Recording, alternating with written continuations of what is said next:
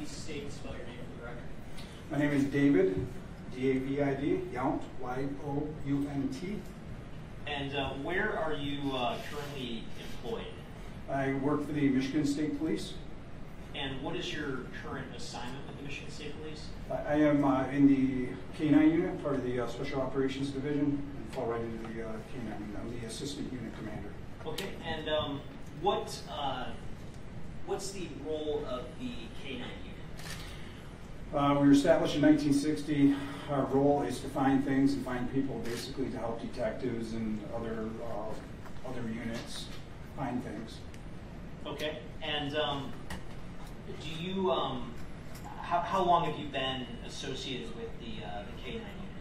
I've been with the K-9 unit since 2000, so 23 and a half years. Okay, and do you have any sort of specialized training in K-9 handling? Yes, sir. And what sort of training do you have? Well, starting back in 2000, I went through the selection process and then went to our 14-week basic school, which is a 560-hour basic school on K-9 handling and K-9 theory.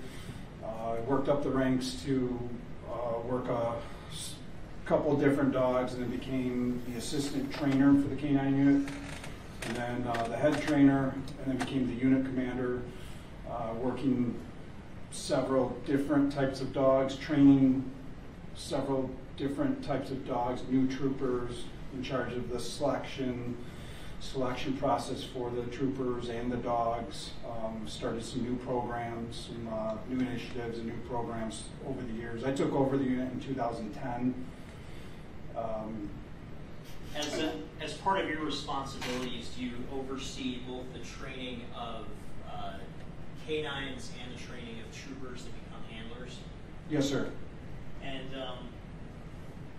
through your experience as a K-9 handler, do you have any experience with cadaver dogs? Yes, sir. And what is a cadaver dog? Our cadaver dogs are trained to locate decomposing human remains in various stages and various environments, to include submerged underwater, hanging in trees, buried under the surface of the soil or other environments. Also to include trace amounts of human remains. Okay, and as part of your role, do you supervise the training of cadaver dogs for the Michigan State Police? Yes, sir. And would you, are you a trained cadaver dog handler yourself? Yes, sir. And specifically for cadaver dog handling, what sort of training do you have in that field? That's a 400-hour course. My first cadaver dog was in 2004.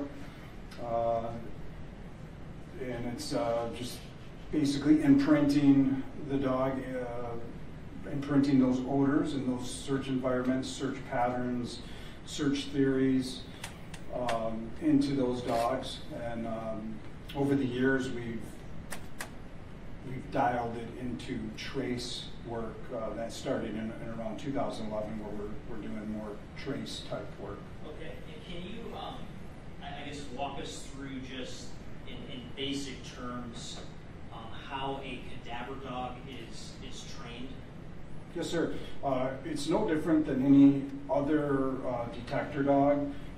It's just a different odor, but the process is the same, just using different odors. So we start with human tissue. We put them in scent boxes. Through repetition, we bring the dogs through the scent boxes, and when they come to the box with the source odor, we tell the dog to sit. And through repetition, the dogs become conditioned to that odor, because we're rewarding the dog for the response on that odor.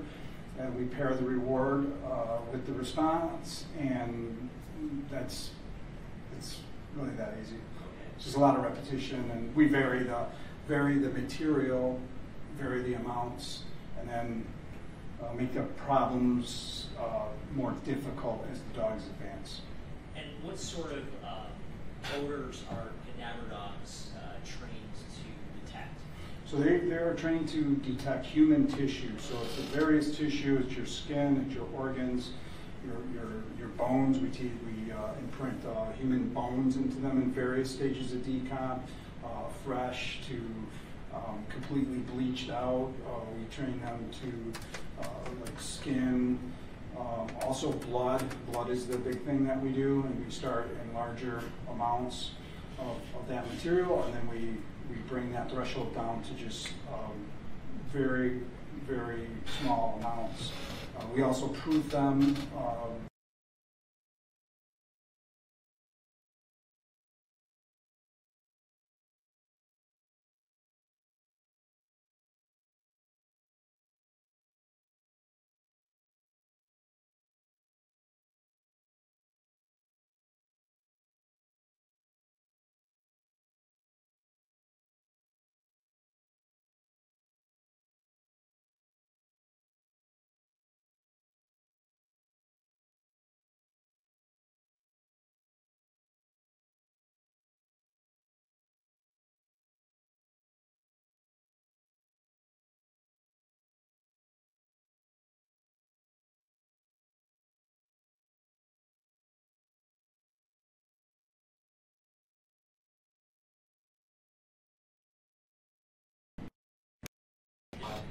Named Jameson.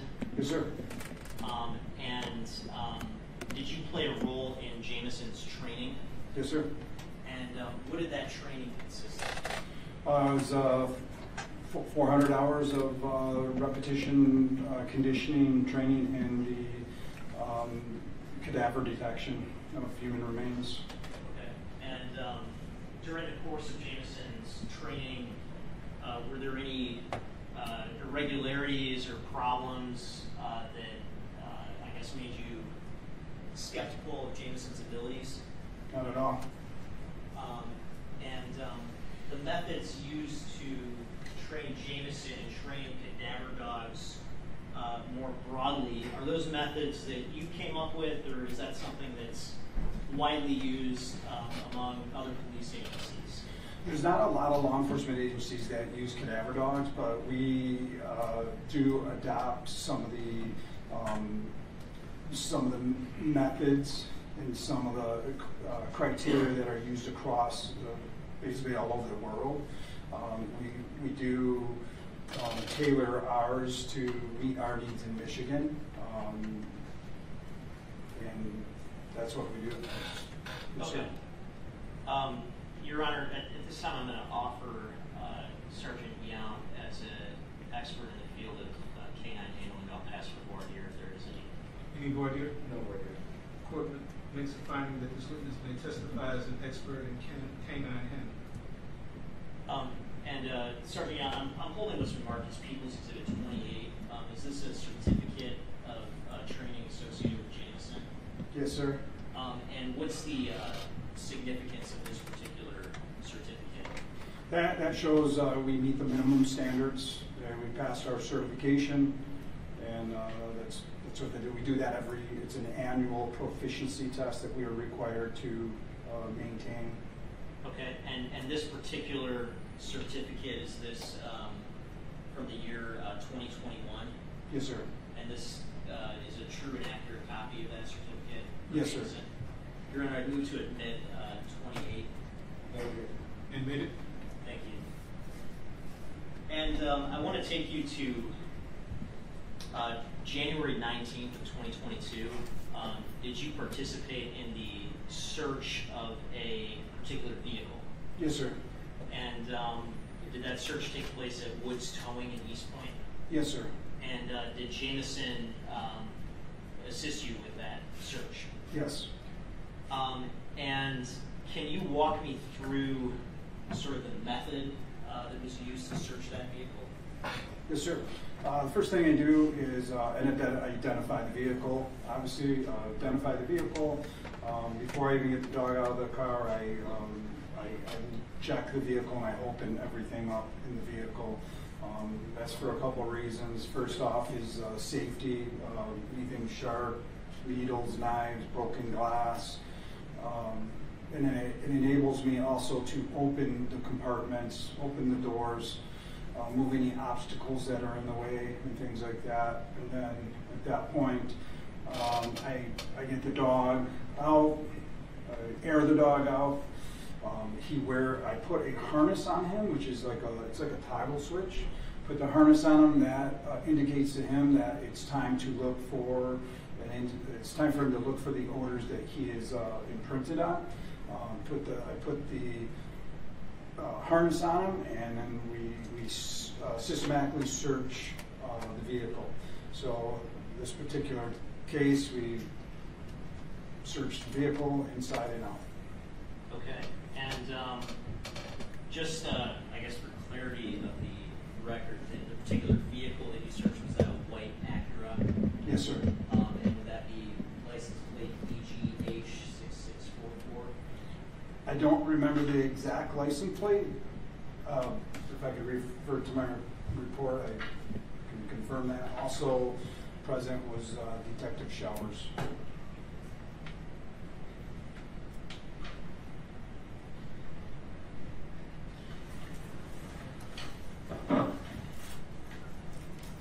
Approach with your report. If you could take a look and let me know if the one that reflects your, or refreshes your recollections of the license plate search.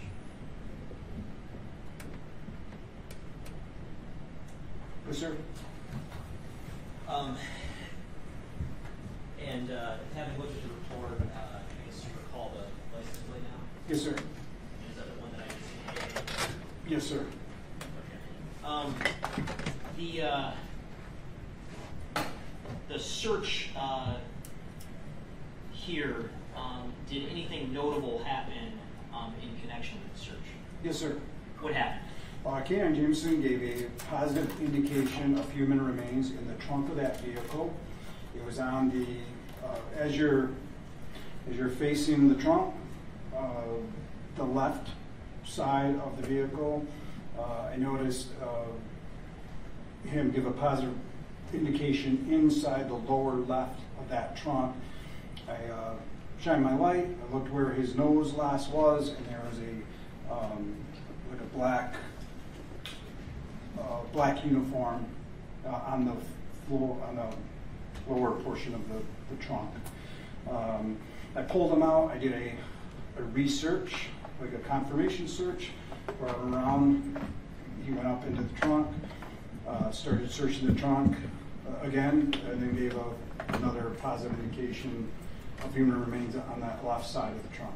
And what sort of, what would Jameson do as a general matter to give you a positive indication? He's a passive responder, so he sits. Okay. And so he sat in connection with searching through the trunk of the car, is that? Yes, sir. Okay. I want to ask, I guess, a couple of hypothetical questions. Hypothetically, if there was if a body had been in that trunk for a short period of time, recently after the individual had been deceased, would you expect odors to be detectable from decomposition? It's possible to see that interest in like a behavior change, but there has to be a source. Like there should be a source that the dog indicates off source odor. Let's say there is a body in the trunk, odors pooled up in that trunk because that trunk's been closed, things have been protected. Don't know how long the body's been in the trunk. The dog, if that odor is still in there and the dog detects it, he only sits when he detects human remains. He doesn't sit for any other reason. I don't have a false indication problem with this dog whatsoever. The threshold of blood that he can indicate on is very low.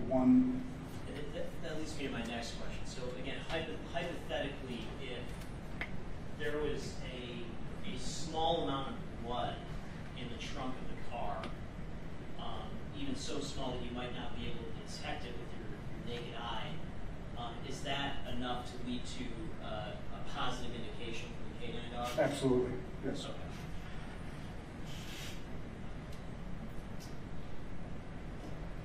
Thank you. No further questions. Cross-examine. Good afternoon, Trooper. Good afternoon, sir. Now, you stated that there are not a lot of law enforcement agencies who use cadaver dogs. Yes, sir. Okay, and do you know why that is? There's not a large need.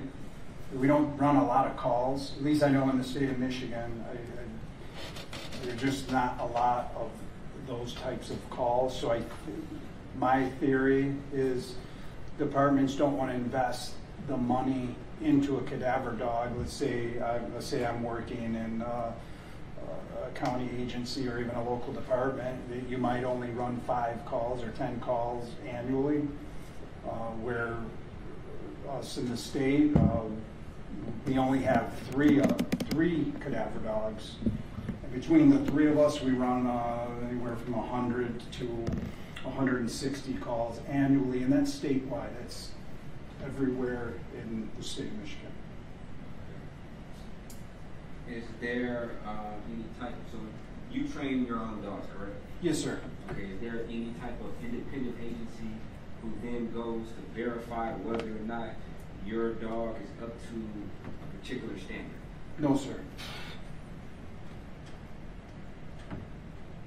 And there is no universal standard that you can compare your dog to say whether or not your dog is qualified, correct? There's no universal standard in the United States for any police canine work, whether it's narcotics, explosives, accelerant, cadaver. You are correct.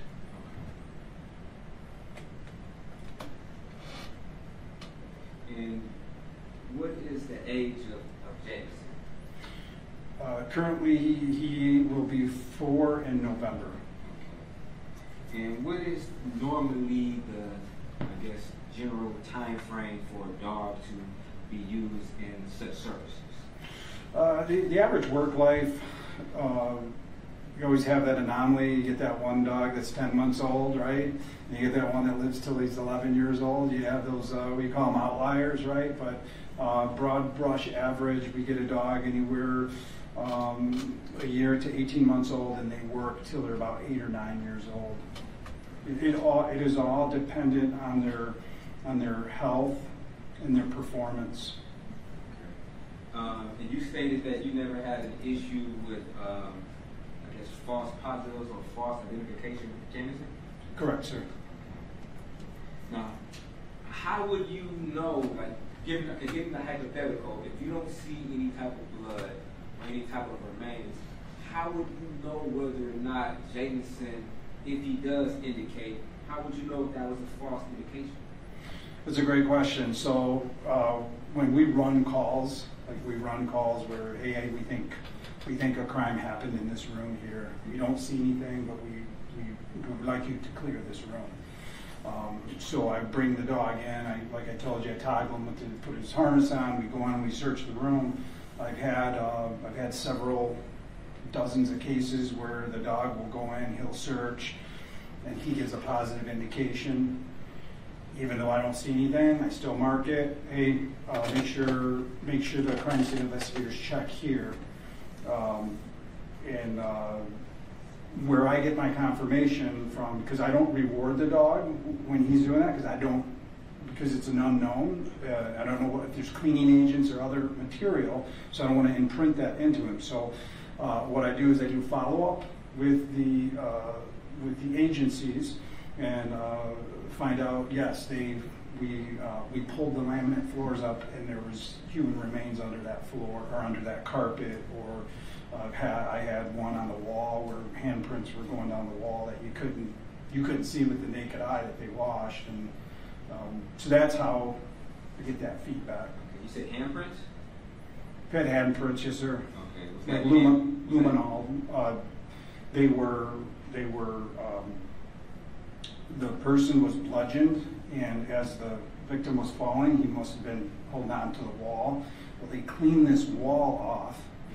They even primed it with like a Kills primer. I came in like 2 weeks later, I searched the room, and the dog kept sniffing along this wall.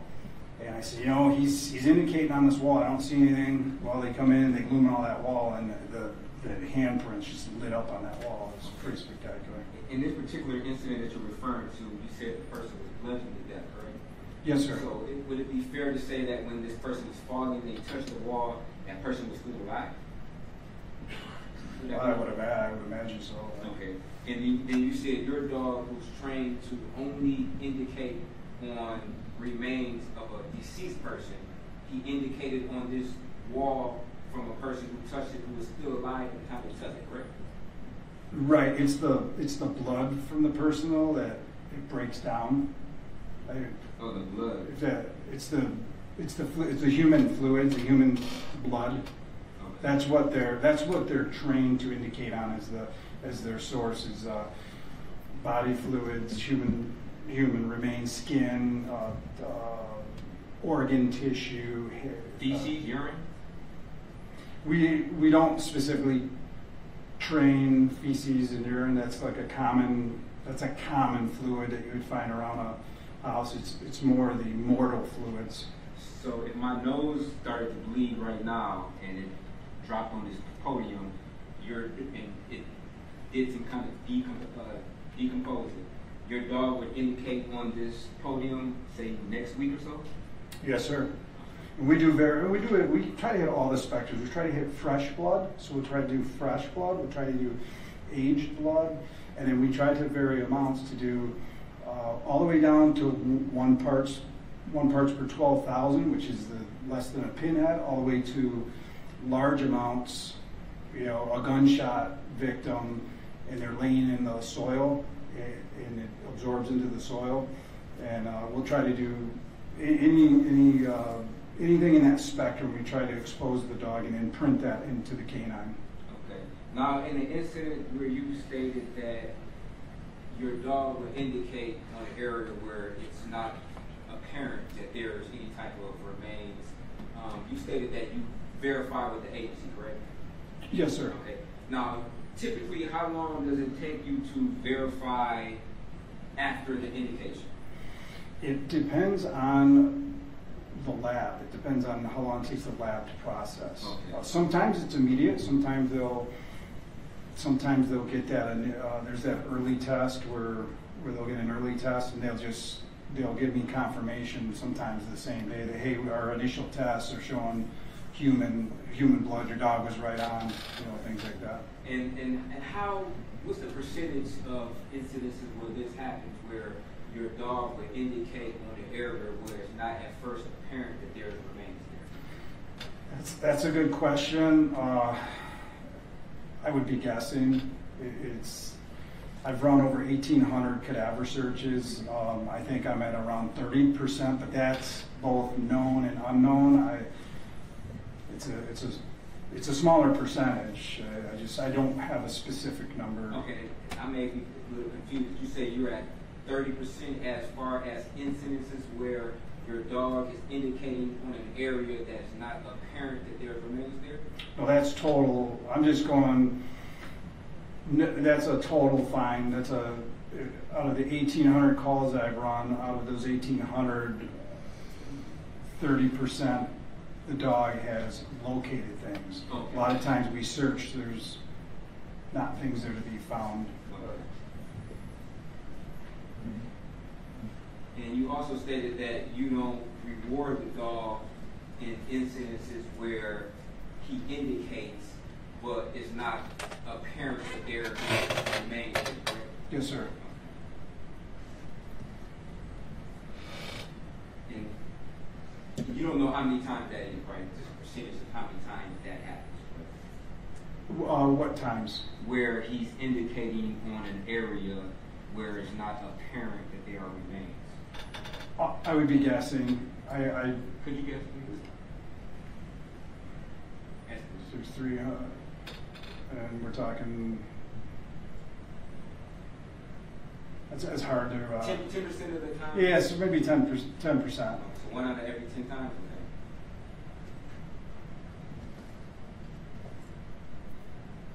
So do you later then reward the dog after you indicate or after you investigate whether or not there actually were remains in that particular area? That's a good question. We get that a lot. We do that so the dog doesn't false respond. Dogs are dogs. They'll cheat. They'll try to get the reward. So to prevent that, we don't reward unless we have confirmation. So we just do sound training. We have sound training. When we train, the dog gets rewarded. On calls where we're searching, we will put training aids on that same day, or sometimes even when we're working to keep that dog, the canine, proficient. In this particular incident, did you have an opportunity to verify whether or not there was remains in the area that Jameson allegedly indicated on? I did, and nothing was located from what I was. Okay, so in instances like, how would you know whether or not a dog had a false indication if a dog indicated on a particular area and then you send it to the lab and nothing is found? How do you independently verify whether or not that was a false indication? We do that. We do that in our training. We'll set training up where we're running areas where there's we call it blank area. We'll run like a blank area where there's nothing, and I don't know that. I'll be given 3 areas to run, and they all might be blank, or maybe of 2 of them are blank and 1's not. And so through our training, that is how we do that. It keeps us proficient. And do you have a log of Jameson's particular training from the time he was inducted into, I guess, the boot camp, so to speak, until he actually graduated? Yes, sir. We do they're called training dailies. They're training daily forms, yes, sir. Okay.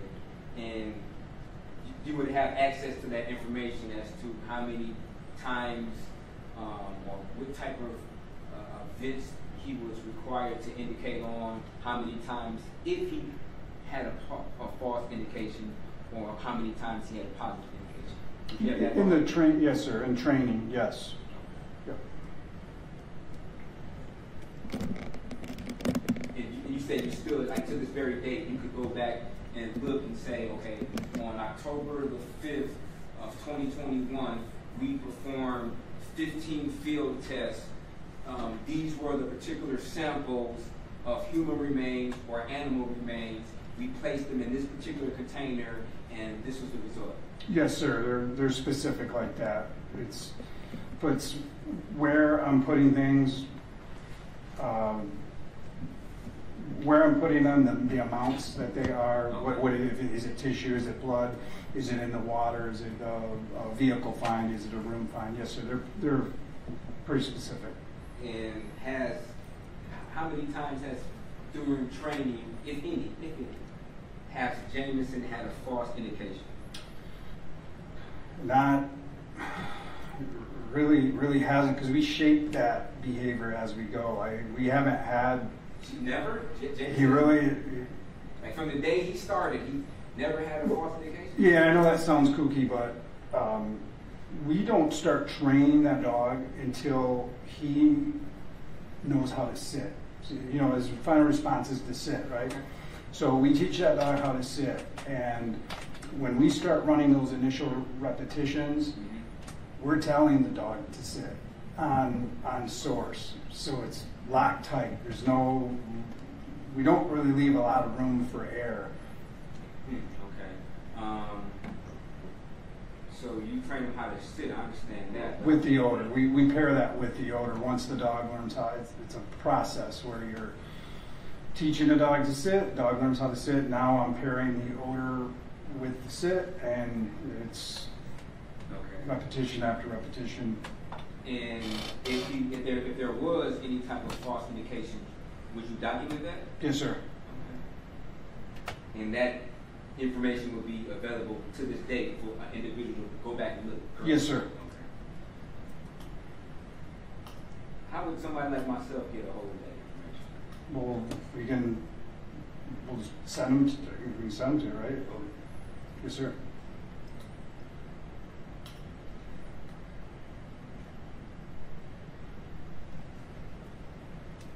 And how old was Jameson, if you remember, when he started to actually, I guess, detect different type of senses or smells?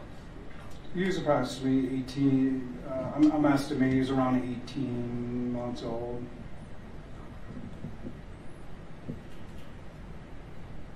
And to your knowledge, this particular trunk was analyzed to see if there was any blood or any type of DNA in the trunk, right? That is my understanding, yes, sir. And just from my memory, nothing was found, correct? To Yes. your knowledge. To my knowledge, nothing was found.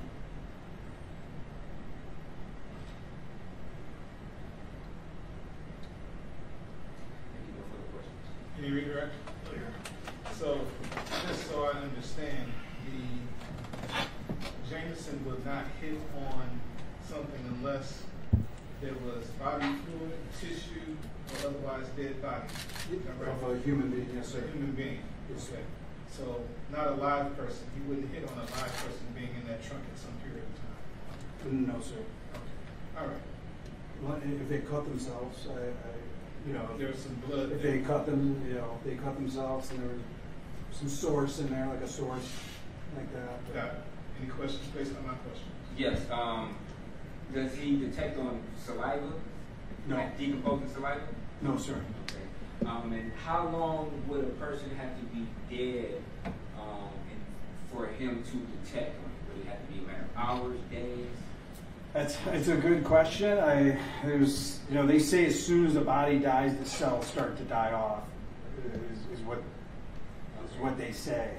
Have you been able to verify that through your testing? Have you ever put them through a test where there was recently deceased cell tissue or individual within minutes, and Jameson was able to detect it? We've had fresh blood, but not like a human. Trying to think if he's anybody the freshest human.